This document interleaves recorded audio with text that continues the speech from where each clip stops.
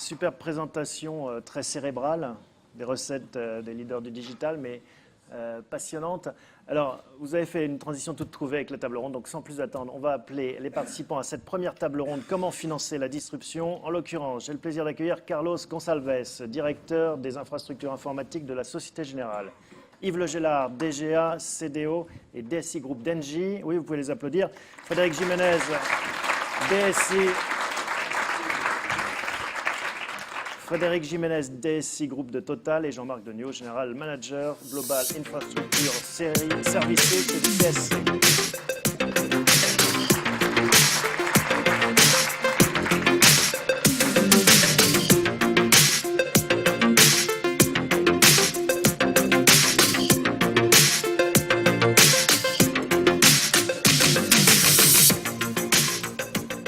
Voilà. Jean-Marc, on va commencer par vous, s'il vous plaît. Est-ce que vous pouvez planter le décor de cette table ronde? Oui, bonjour à tous. Moi, je pense que ce qui est intéressant, c'est en tant que fournisseur de services, en fait, dans tous les appels d'offres que vous nous envoyez, on est toujours en train de réduire les coûts et de baisser les prix au même moment où on nous demande de changer les infrastructures, d'être en temps réel, de modifier nos applications IP qui marchent depuis des années pour les mettre en mode API. Au moment où, à chaque fois qu'on met en place des systèmes, on double ou on triple la sécurité. Donc on a ce vrai enjeu qui consiste à avoir des économies court terme et en fait à investir sur des technologies complètement nouvelles qui sont celles que vous nous demandez de mettre en œuvre. Donc ce paradoxe d'investissement long terme et d'économie dans l'année me paraît un sujet quotidien pour nous. Comment financer la disruption? C'est pour ça qu'on a appelé cette table ronde de la sorte. Justement, première question. Frédéric, est-ce que vous avez l'impression d'être dans un moment disruptif, de vivre cette disruption? Alors, oui, évidemment, même si ce n'est pas la première fois que l'IT vit ce genre de moment. Alors, donc, c'est une nouvelle disruption. Alors, elle est peut-être un petit peu plus violente, un petit peu plus rapide que les précédentes, mais cette disruption, elles existent depuis toujours. Donc on passe notre temps à nous adapter. Là, on est un peu poussé plus rapidement, mais effectivement, on a beaucoup, et on est un peu pris en tenaille, comme le disait M. Degnaud, entre cette schizophrénie d'économie et de réinvestissement en même temps. Carlos, qu'est-ce qui fait qu'on est poussé davantage, qu'on a l'impression que les choses s'accélèrent en termes de disruption? Est-ce que vous l'observez et pourquoi ça s'accélère aussi? Alors, pour le coup, je pense que dans l'industrie bancaire et les services financiers, je pense qu'il y a une vraie révolution, une vraie disruption. Il y a deux grandes révolutions qui aujourd'hui nous poussent. La première, elle est poussée par les régulateurs qui, eux, changent de manière assez fondamentale les règles du jeu. Donc ça oblige finalement les banques à réinventer leur business model. Il y a une deuxième pression extrêmement forte qui vient également des clients. Ils veulent consommer des services financiers anytime, anywhere, any device, comme disent les Anglais, donc c'est tout de suite. Et donc la capacité de la banque finalement à comprendre profondément leurs enjeux dans certains moments de vie très importants, et donc être présent à ces moments de vie, donc notre compréhension du client est extrêmement forte. Une pression également qui vient finalement, la deuxième partie, qui vient des nouveaux entrants du digital. Donc c'est la deuxième révolution, c'est-à-dire évidemment les GAFA qui réinventent un peu l'informatique, la manière de faire de l'IT, et qui ont finalement tracé la voie de ce qu'on doit tous faire. Et finalement, on se voit un petit peu disrupté à certains endroits par des startups de la finance qu'on appelle les fintech. Et je disais il y a 1 an et quelques, le montant des investissements dans les fintech, donc 2014, était de 7,4 milliards de dollars, donc de levée de fonds. Et le Point sortait un article il y a une semaine ou deux sur les montants de 2015. On est à 19 milliards de dollars. Donc il y a des investissements extrêmement forts là-dedans. Donc une disruption également qui vient par ce biais. Et finalement, ça oblige évidemment les banques à se réinventer, mais c'est également une opportunité, puisque c'est ceux qui arriveront finalement à marier les deux pour revenir à la disruption, c'est-à-dire comprendre les nouvelles règles que les régulateurs et le client demandent, et finalement prendre profit de cette technologie qui est là. Yves, même question. Engie vit-elle sous la menace aussi des GAFA? Est-ce que vous avez ce sentiment, dans la tour Engie, d'être menacé par Apple ou Facebook? On on a le sentiment que notre industrie vit un changement majeur. On parlait de transition énergétique il y a de ça 2 ans. Aujourd'hui, on parle de révolution énergétique. Le solaire, le vent sont devenus d'ores et déjà plus compétitifs que toutes les autres sources d'énergie sur la planète Terre. Donc ça remet en cause beaucoup de choses. Quand, par exemple, on a historiquement une position forte dans le gaz, qui est celle d'Engie.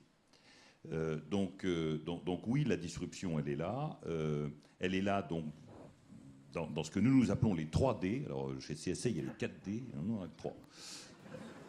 Moins. Notre conseil pour inventer le 4e. Donc nous parlons de décarbonisation, nous parlons de décentralisation, parce que la façon dont on va produire de l'énergie va être plus locale. Hein, les communautés, les particuliers vont installer des panneaux solaires sur le toit de leur maison, les communautés vont s'organiser pour s'acheter et vendre de l'électricité. Enfin bon, il y a tout un nouveau modèle beaucoup plus proche des territoires, ce qui a, je suis sûr, Madame de la Raudière appréciera, qui se met en place. Et puis le 3e D, c'est la digitalisation. Et donc sur le sujet de la digitalisation, bien sûr, on a les monstres américano-chinois sur la route. Hein. Il faut se poser la question de savoir comment est-ce qu'on peut construire les partenariats qui vont bien. Notre expérience, c'est que parler à CSC, parler à un certain nombre de grands éditeurs, c'est des choses que nous faisions historiquement. Et on a des modes de fonctionnement que plusieurs années de recul nous ont donné, tous les 3. Bon, on sait à peu près comment il faut construire un contrat et discuter d'un projet. Quand vous discutez avec Facebook, c'est plus du tout le même type de discussion. Hein. Vous discutez avec des gens qui ont une notion du rapport avec vous qui est très différente.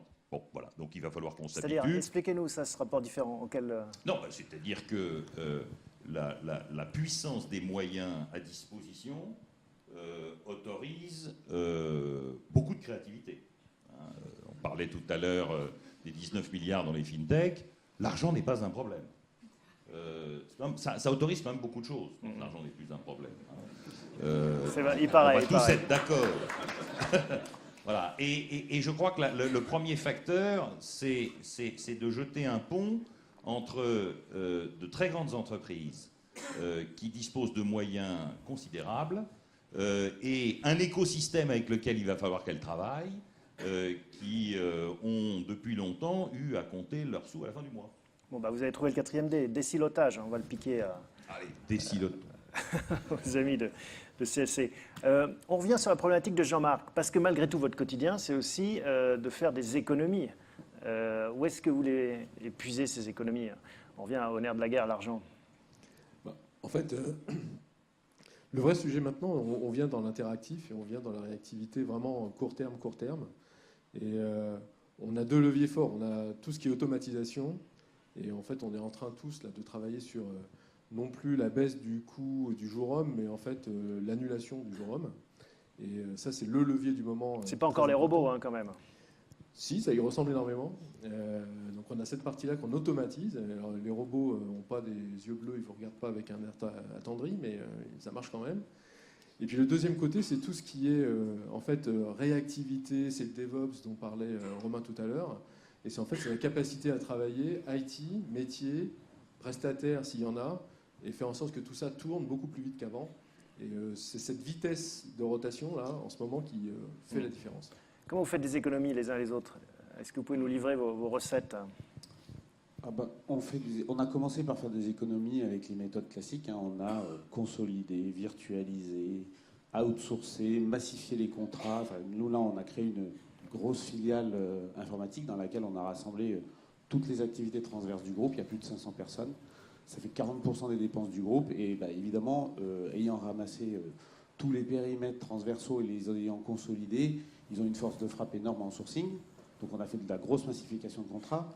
Voilà, donc on a à peu près utilisé tout ce qui était et on est au bout de classique. Ça, de et cette là, logique. on commence à arriver quand même à peu près au bout. Enfin, je pense que les fournisseurs dans les appels d'offres commencent à dire que là, ils peuvent pas aller beaucoup plus loin. C'est vrai qu'on a consolidé des centaines de contrats en 1 ou 2. On n'a plus qu'un contrat SAP Monde pour tous nos supports SAP. On n'a plus qu'un contrat d'infogérance Monde pour toutes nos infras.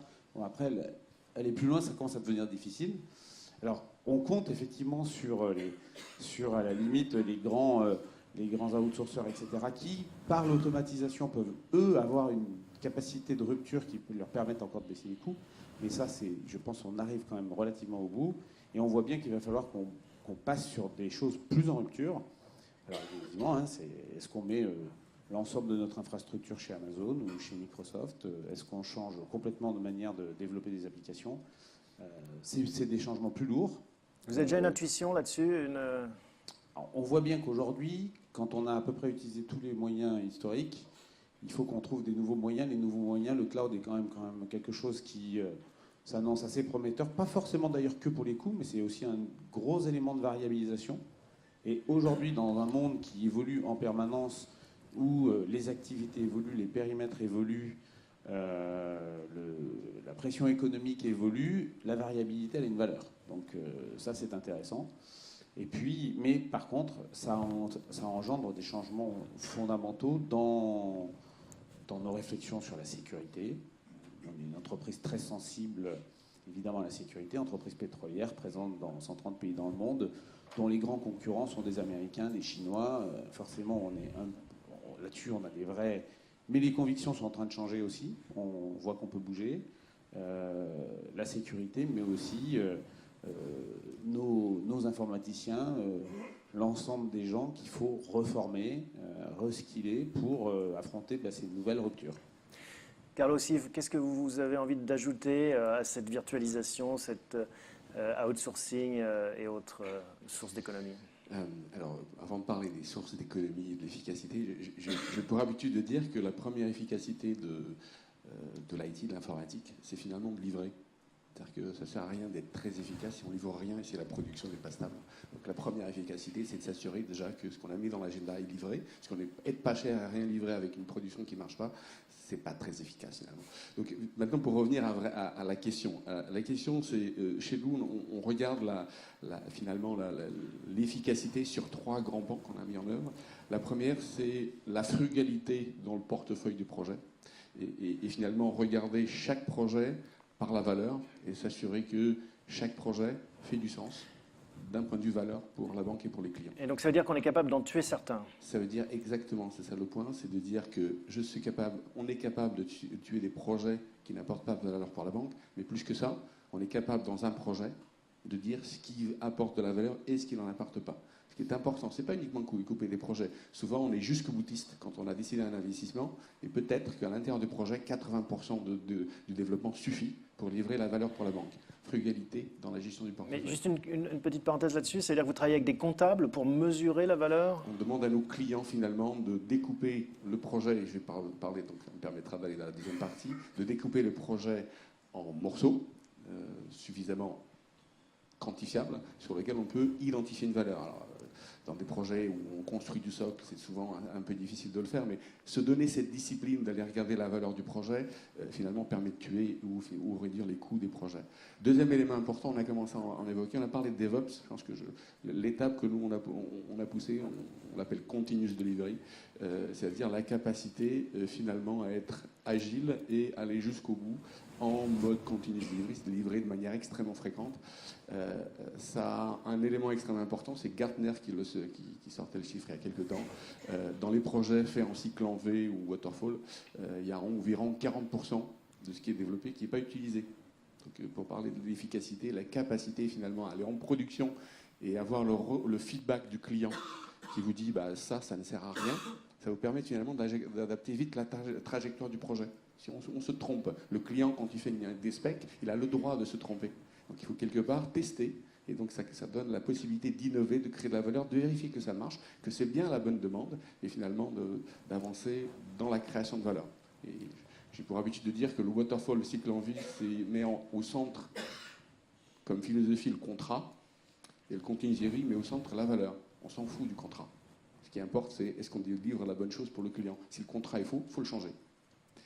Et le troisième élément, on a parlé de cloud. Le cloud permet l'innovation. Finalement, il dit que c'est possible, puisque j'arrive à créer des environnements, que ce soit cloud, quels que soient les différents niveaux du IaaS, PaaS, SaaS. Ça permet finalement la capacité d'innover, de créer. Parler de robots, alors oui, des robots. on les appelle de RPA, Robot Process Automation. Oui, il y a beaucoup de tâches aujourd'hui qui sont faites, qui sont automatisables. Et il y a énormément aujourd'hui de gens qui se positionnent dans ce domaine. Et l'automatisation des process, dans certains cas, même s'ils doivent être intégrés très certainement dans le SI à terme, il y a des business cases assez simples à faire avec des RPA, donc pour aller chercher un peu d'efficacité qui permet finalement de financer une part de cette innovation. Yves, qu'est-ce que Engie peut ajouter à ce débat? Après de passer en troisième, après deux collègues aussi éminents et aussi... Oui, on va changer après, hein, je vous redonne la prochaine question en premier. Non, le cloud, oui. Le cloud, on n'a pas exploité tout le potentiel du cloud. Hein, et je crois que je suis d'accord avec les collègues, en tout cas chez Engie, nous on a une stratégie cloud first. C'est un changement fort, hein, parce que il y a de ça 2 ou 3 ans, on se disait oui, mais alors est-ce qu'on va mettre tout ça? Puis il y a d'autres gens qui pourraient regarder ce qu'on a. Oh là là, bon, je crois que c'est fini. Je crois que le cloud a gagné la partie et nous on a basculé en cloud first. Frugalité, ce que disait Carlos, bien sûr, il faut challenger la demande, mais il faut rester aussi dans une relation de qualité avec nos grands clients internes. Parce que tuer les projets, c'est très bien. Enfin, celui dont le projet a été tué, c'est pas le copain du lendemain. Enfin, c'est mon expérience en tout cas. Bon. Mais vous avez Facebook pour faire des amis de toute façon.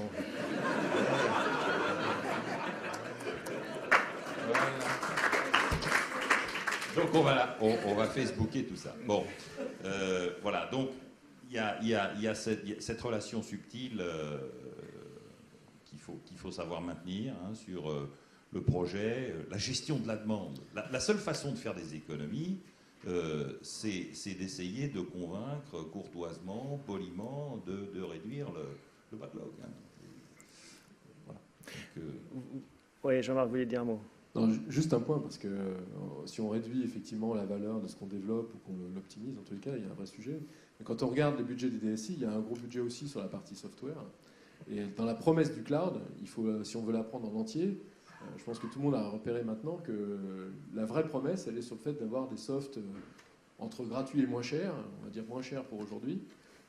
Si on les aborde bien et si on fait migrer les applications vers ça, non seulement on s'ouvre sur tout l'écosystème du cloud, mais on a pas mal d'expériences qui permettent de dire que les softwares les plus lourds, les plus chers, qu'on a l'habitude d'utiliser et de payer à l'année, en fait, on peut les récupérer au moins aussi bien, parfois mieux, pour des sommes qui sont complètement différentes. Donc il y a un effort d'investissement qui est extrêmement important, mais là, le payback est assez direct.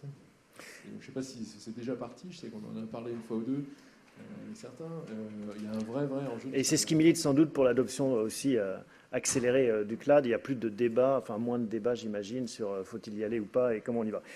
Yves, je vous laisse la première question cette fois, parce qu'en effet, ce sera peut-être plus confortable.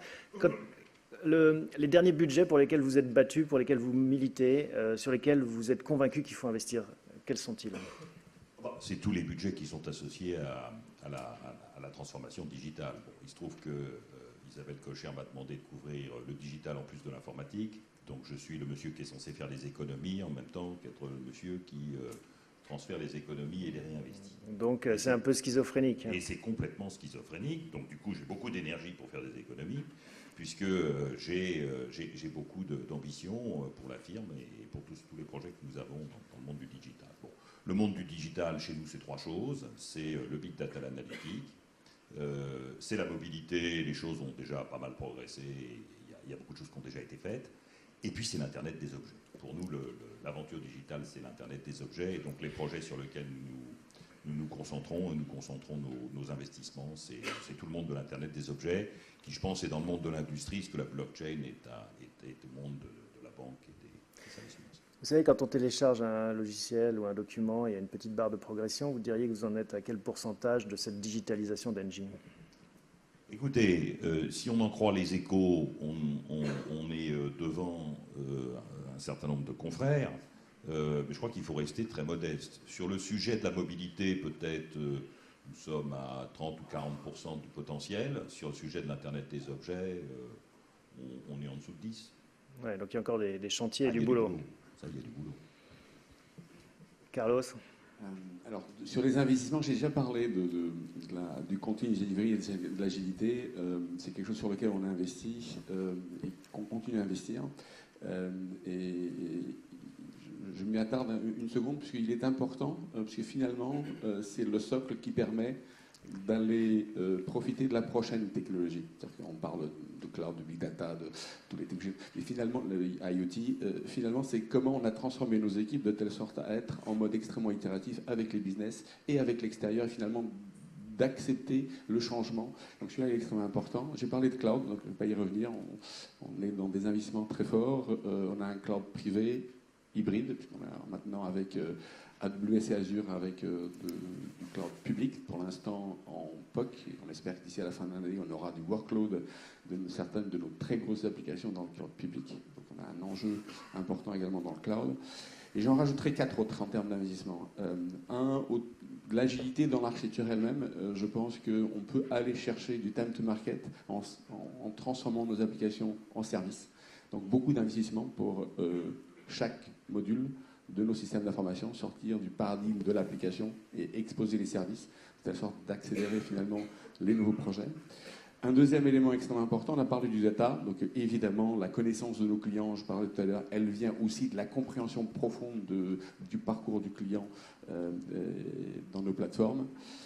Un troisième élément sur le parcours client lui-même, donc l'expérience utilisateur. Et donc quand il y a énormément de métiers finalement dans la banque, il faut quelque part que le client, quand il se connecte dans la plateforme, il ait une expérience qui soit la plus simple possible quand il change de service en service. Et ça, c'est fondamental pour le capter, pour le garder, pour qu'il ait cette expérience unique.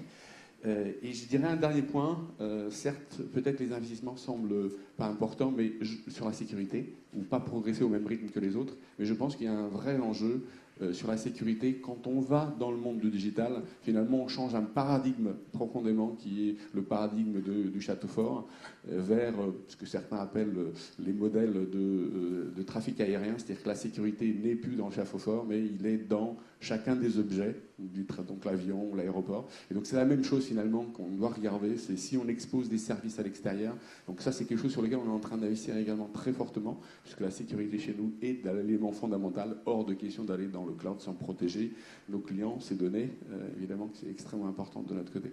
Et finalement, le dernier, je dis 4, mais j'en rajoute un, puisque c'est celui qui fait la glue entre tout ça, ce sont les personnes. C'est-à-dire que je crois que vous parlez tout à l'heure de 30% de vos recrutements sont sur des gens de moins de 30 ans. Donc on a un focus très fort sur comment insourcer cette expertise, les gens, les digital natives, les gens qui ne pensent que digital, qui le pensent à la maison et qui le pensent à l'entreprise. Donc la capacité à aller chercher les meilleurs talents est également quelque chose d'important pour nous. Juste un petit mot là-dessus, peut-être, parce que c'est un vrai sujet. Comment est-ce que vous les séduisez? J'imagine qu'ils rêvent beaucoup de start-up, beaucoup de grands groupes californiens éventuellement. Comment est-ce que vous leur dites, non, venez à la Défense, c'est sympa? Alors, merci pour la question. Elle est très difficile là. Pourquoi? Parce qu'en fait, on est une banque. Donc déjà, quand vous allez à l'extérieur, l'image de la banque est un peu difficile. Donc on a expliqué tout ça. Et je faisais une conférence il n'y a pas longtemps à Epitech, à une promo, et je leur expliquais les projets qu'on faisait. Donc je parlais de continuous delivery, de cloud, de DevOps. Et ce qui était intéressant, c'est le début de la conférence. Les gens rédigeaient sur leur petit papier, et puis au fur et à mesure, ils se levaient de la tête et ils disaient « Ah, en fait, on ne fait pas que du COBOL. Dans la banque, il n'y a pas que du mainframe. » Et comment on les séduit? Il faut aller au contact et leur parler. Qu'est-ce qu'on fait d'autre? Je crois que la seule banque qui était dans la dernière conférence d'Evox. On a participé aux meilleurs devs de France pour s'exposer.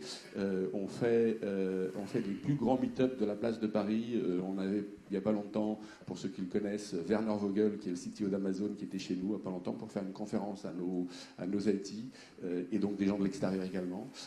On a eu Scott Guthrie, le patron d'Azure, qui nous faisait une conférence également. On a Salomon Hykes, le patron de Docker, puisque dans notre stratégie cloud, on a une cloud et on croit fondamentalement dans le conteneur pour avoir la réversibilité et ne pas être dépendant d'un des providers. Donc, pour revenir, il faut s'exposer, finalement se faire connaître, puisque les gens nous rejoignent. L'argent est important, mais je pense que le sens est plus important. C'est-à-dire s'ils comprennent ce qu'ils font et pourquoi, et l'aventure qui va derrière, c'est ce qui, in fine, font que les meilleurs viennent chez vous. C'est parce que ils ont un sens dans la transformation qui est celle qu'on est en train d'opérer. Donc aller au contact et expliquer ce qu'on fait, c'est ce qui est important. Frédéric, vos axes d'investissement prioritaires, quels sont-ils? Alors, voilà. Nous, le cœur quand même du business de Total, même s'il évolue encore beaucoup, c'est de trouver du pétrole. Et aujourd'hui, on investit, on continue à investir, on a toujours beaucoup investi sur des technologies extrêmement modernes et poussées sur tout ce qui est calcul haute performance, développement associé pour toutes les analyses sismiques, la visualisation 3D du sous-sol, etc. Donc on a le premier calculateur, le High Power Computer du monde dans une entreprise privée. Donc c'est une très belle bête de course installée à Pau. Et on a plusieurs centaines de développeurs dont le job c'est de tirer parti de toute la puissance avec des méthodes de calcul ultra poussées, de calcul parallèle. On a de la R&D partout dans le monde, aux États-Unis, etc., pour pouvoir tirer parti et regarder quelles sont les nouvelles technologies qui nous permettront d'aller encore plus loin demain. Donc ça, par exemple, c'est on continue là où on est fort. Et on fait des gros progrès en la matière encore? Il y a des disruptions aussi dans cette recherche sismique? Les disruptions technologiques sont juste incroyables. C'est-à-dire que les puissances de calcul sont multipliées par des facteurs hallucinants tous les 3 à 5 ans. Alors, ce qui est amusant, c'est qu'on commence à arriver à des problématiques qui sont bassement matérielles, c'est-à-dire qu'il faut tirer des lignes électriques spécialisées pour alimenter ces bêtes de course.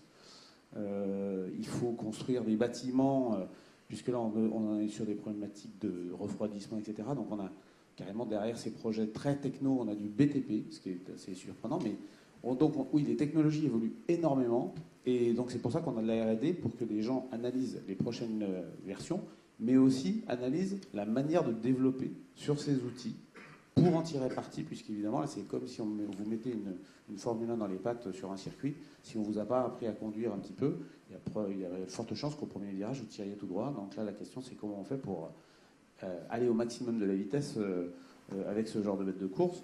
Bon, ça, c'est évidemment là où c'est le cœur du métier de Total. Mais il y a beaucoup d'autres domaines.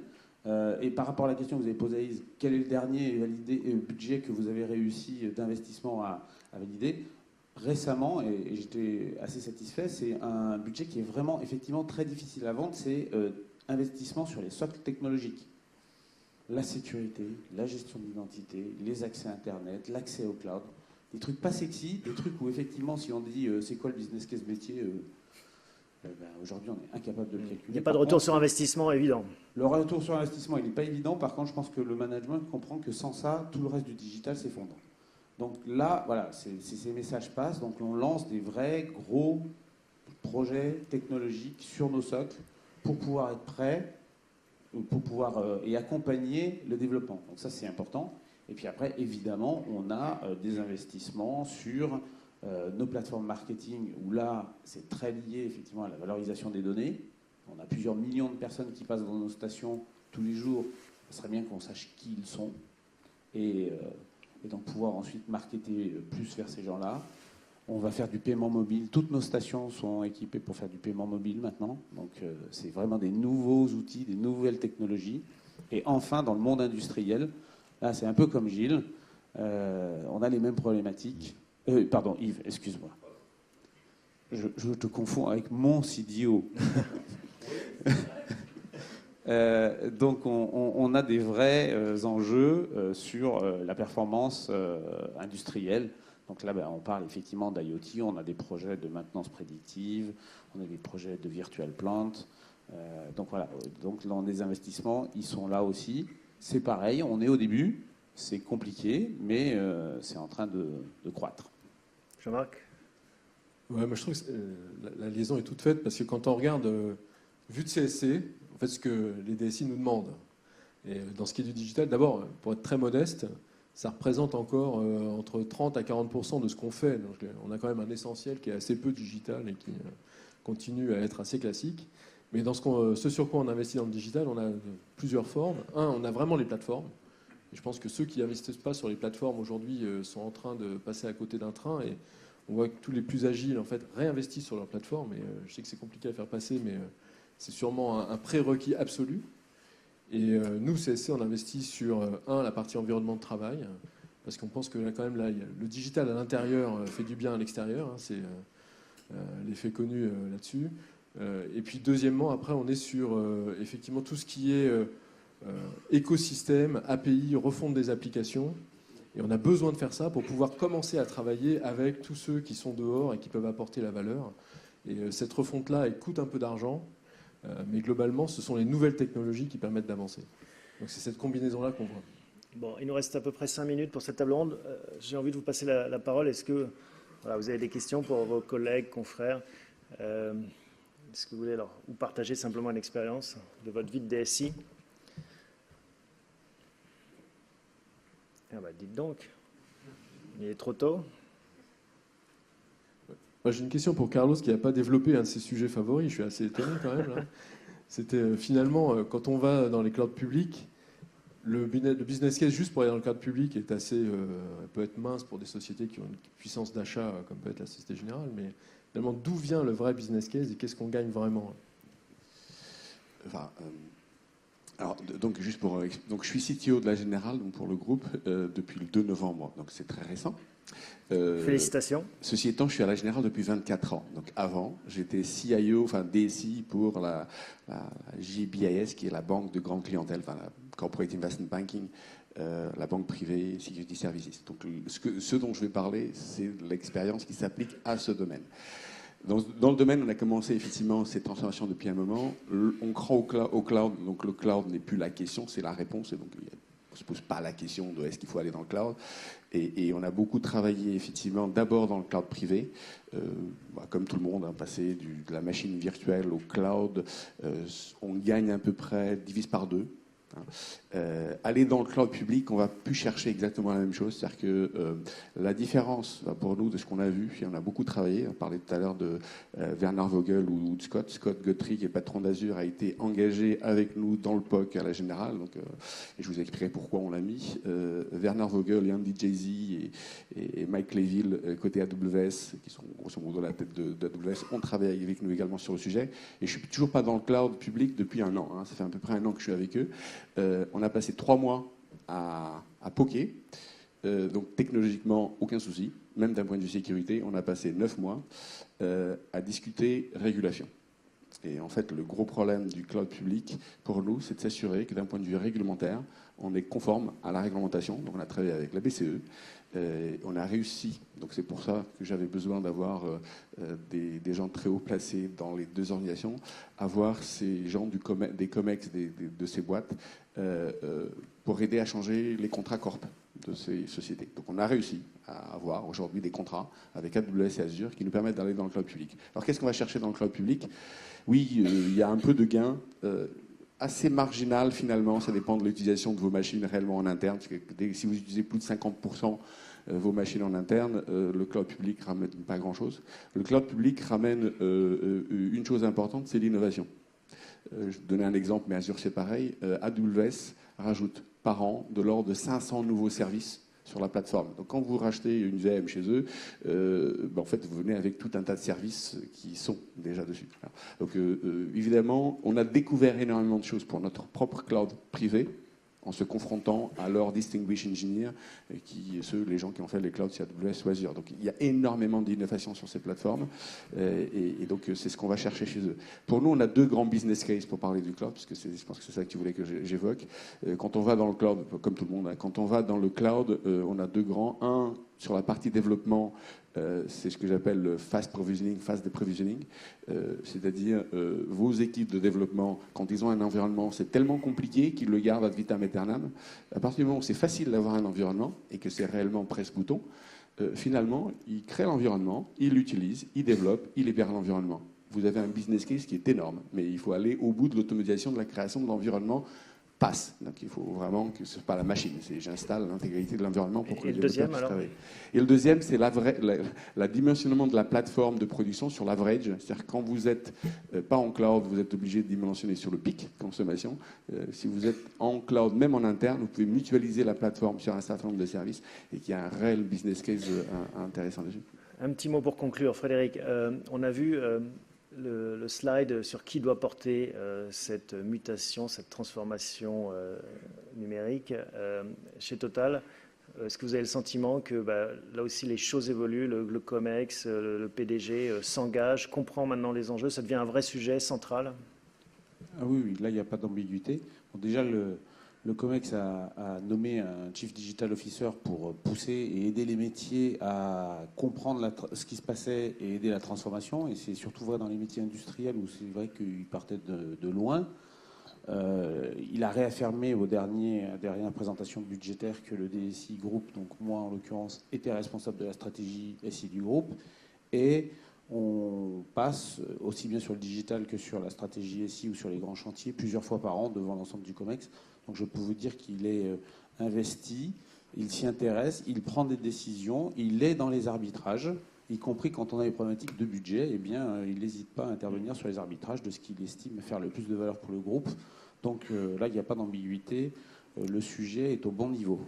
Yves, même question. J'imagine que maintenant, ce n'est pas anecdotique. Votre nouvelle PDGR, je ne sais pas si on dit comme ça, directrice générale, très au fait de ces enjeux. Oui, je crois qu'elle porte le message de façon formidable et très engagée. Moi, je voudrais rajouter un élément. Bon, je crois qu'aujourd'hui, les présidents, les directeurs généraux, il n'y a pas besoin de leur expliquer que c'est important. Et en fait, ce qui s'est passé depuis 18 mois, c'est qu'en fait, ce sont les boards qui se sont saisis du sujet. Et que donc, la pression leur vient par en haut. C'est les boards, c'est les membres des conseils d'administration qui posent des questions sur la disruption. Parce que je crois que la prise de conscience que les entreprises sont mortelles, grandes ou petites,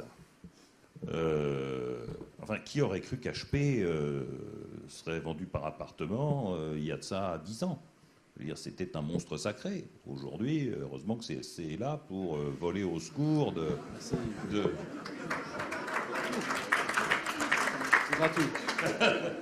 Non, mais c'est la vérité. Donc, je crois que les conseils ont pris conscience que, quel que soit le secteur d'activité, quelle que soit la capitalisation boursière, les entreprises sont mortelles.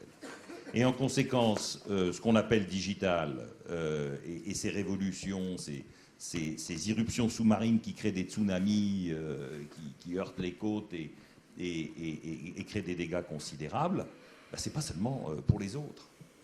Et en conséquence, les boards posent des questions au président, aux directeurs généraux, et donc ceux-ci répondent Ils sont sensibilisés. Voilà. Donc je crois qu'on est monté d'un cran dans les 2 dernières années. Il y a de ça 2 ou 3 ans, un directeur général ou un président qui parlait de digital était précurseur, et c'était peut-être lui qui influençait son board. Je pense qu'il y a eu inversion des puissances. Bon, bah, ça nous fait une transition toute trouvée pour la deuxième table ronde. Merci, messieurs, on peut vous applaudir pour vos témoignages.